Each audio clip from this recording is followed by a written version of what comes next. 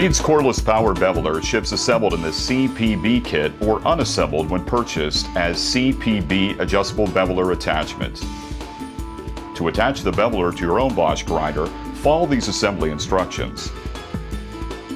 The tool user must mount the router bit, adapter, and guide plate assembly onto the grinder. Be sure the battery has been removed from the grinder. Place the RBIT1 router bit onto the grinder collet.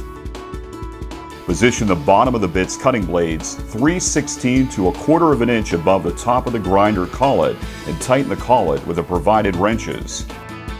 Be sure to firmly tighten the collet to prevent the router bit from loosening during operation and causing damage or injury.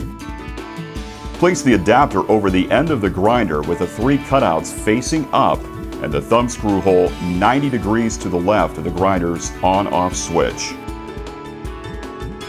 Position the top of the adapter a 1/2 inch below the bottom of the bit's cutting blades and tighten the clamping screw on the adapter using a 5/32 hex key wrench. Place the guide plate assembly onto the adapter and slide the plate to the bottom. The top of the guide plate should be flush with the bottom of the bit's cutting blades. If not, readjust the position of the adapter until the guide plate and router bit are flush. Place the adjusting knob screw and washer into the slot of the adjusting ring and the tapped hole in the adapter. Adjust the guide plate to the desired length of bevel and tighten the adjusting knob screw. This tool is to be used on plastic pipe only.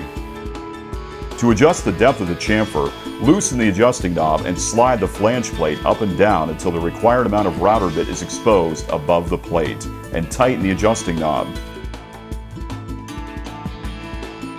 Turn on the grinder and place the flange plate flat against the end of the pipe and slowly bring the router bit against the edge of the pipe until the bearing at the end of the router bit is contacting the pipe. Slowly rotate the beveler counterclockwise, being sure to keep the bearing in contact with the pipe. A second quick pass around the pipe may be needed if the bevel is not smooth. This can happen if the guide plate was not kept perpendicular to the pipe and the bearing plate on the router bit was not kept against the pipe.